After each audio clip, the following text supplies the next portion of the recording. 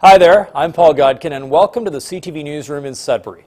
My experience here includes work in the field and on the desk covering news, weather and sports. Reporters are often called on to do their own shooting and editing, so I'm just as comfortable using a camera as I am in front of one. In the next few minutes, I'd like to show you some of my television work, including examples of my live reporting and anchoring. Hope you enjoy it. Kevin Campo would rather be enjoying the outdoors, but in September he was sidelined with cancer. These days, the 14-year-old satisfies his taste for adventure with reruns of his favorite television show, the classic western Bonanza. Since Kevin can't really head out to the ranch himself, the ranch is coming to him. The Children's Wish Foundation grants requests from sick kids all across the country. Usually it's a trip to Disney World, but Kevin's request was a little unusual. He wanted a room in his house modeled after the Ponderosa Ranch on Bonanza. I want it for me and my family and friends to have parties and just spend time together. Hey, Kevin, what do you think? Ellie Cholette hosts a hit television program called The Decorating Challenge. Her challenge this time, to transform a basement into a bonanza room. I thought it was the most unselfish thing I've seen in a long time. Kevin wanted a wonderful room in his home that he and his family could spend Christmas in. Ellie got plenty of help. The Sudbury Home Depot donated all the materials and even a crew of volunteers. I have never been, I do shows all across Canada.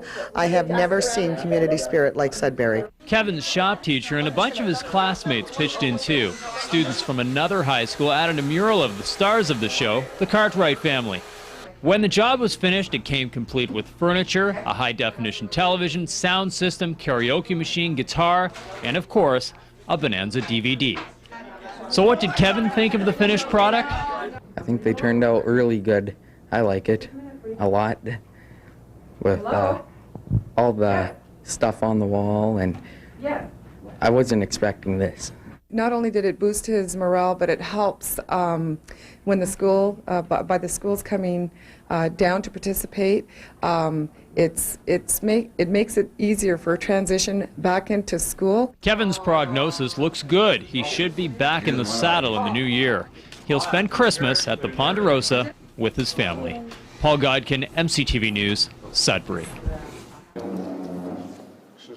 65 years after she left northern Russia, Irina Dembek is honored with the Polish government's Siberian Deportee Cross. They said we will never get out. We'll stay there forever. In August 1939, Joseph Stalin signed a pact with Germany. In September, both countries invaded Poland and divided up the country. The Soviet Union executed thousands of soldiers and police officers. In 1940, they deported anyone they thought might give them trouble. He told us that you have to be communist or we arrest you. We knock the all rich people and capitalists.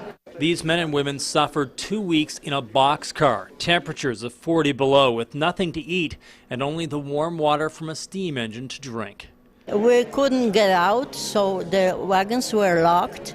We couldn't get out to the toilet, so there was a hole in the floor for that purpose.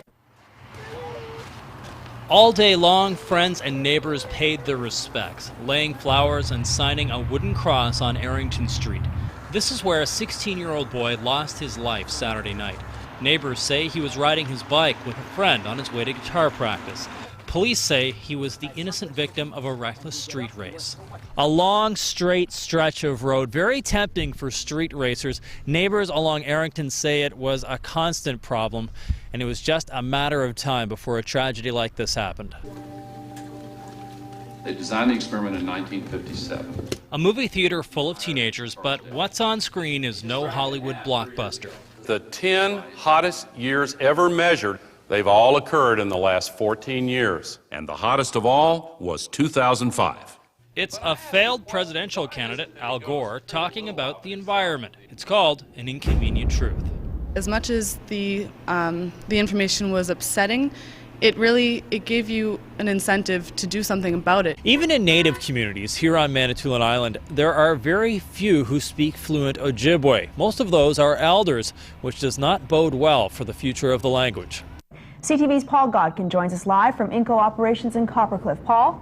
Hi, Mike and Michelle. You know, if this deal goes through, it will make mining history. In fact, a portrait of the two CEOs shaking hands should probably be hung in the art gallery of Sudbury. First, you have Falconbridge, which has just recently merged with Noranda to form a mining giant.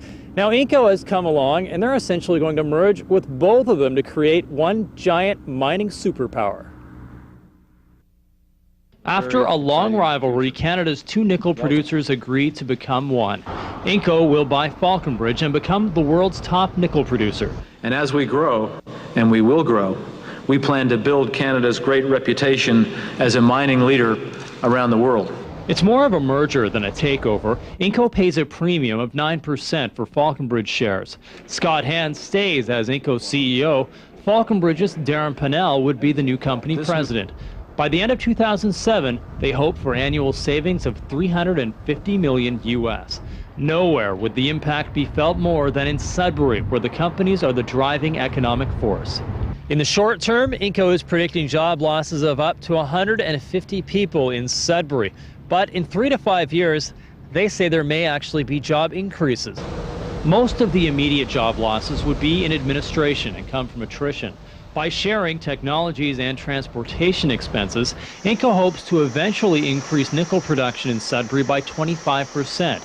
The announcement sent both stocks soaring. We're looking at gearing up operations like Totten and Kelly Lake, and so we're going to be looking for people. The union for Sudbury's Falconbridge workers calls it great news. The interaction of ore bodies closer to the other's infrastructure that could produce more working opportunities for the people of Sudbury, long-term security for the workers and the community. So there's a lot of positive out of this. Well, I just have really a lot of confidence that both companies mining the same thing in the same area will help the Sudbury area.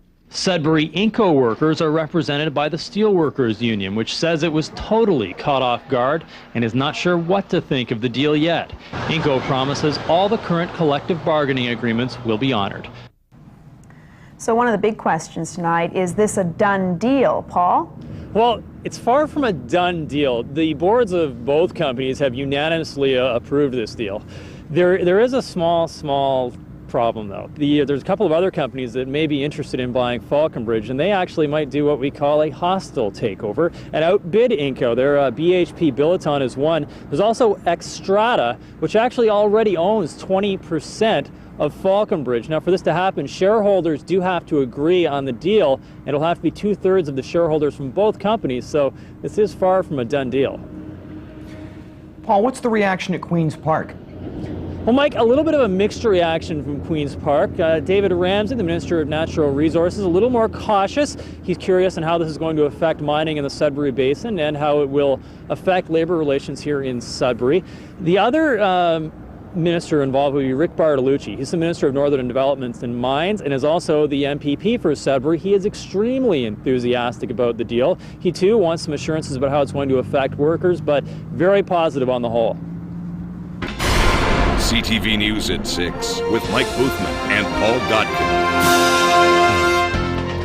Good evening. At least 8 people injured in tobogganing mishaps this weekend in Toronto. One woman remains in serious condition.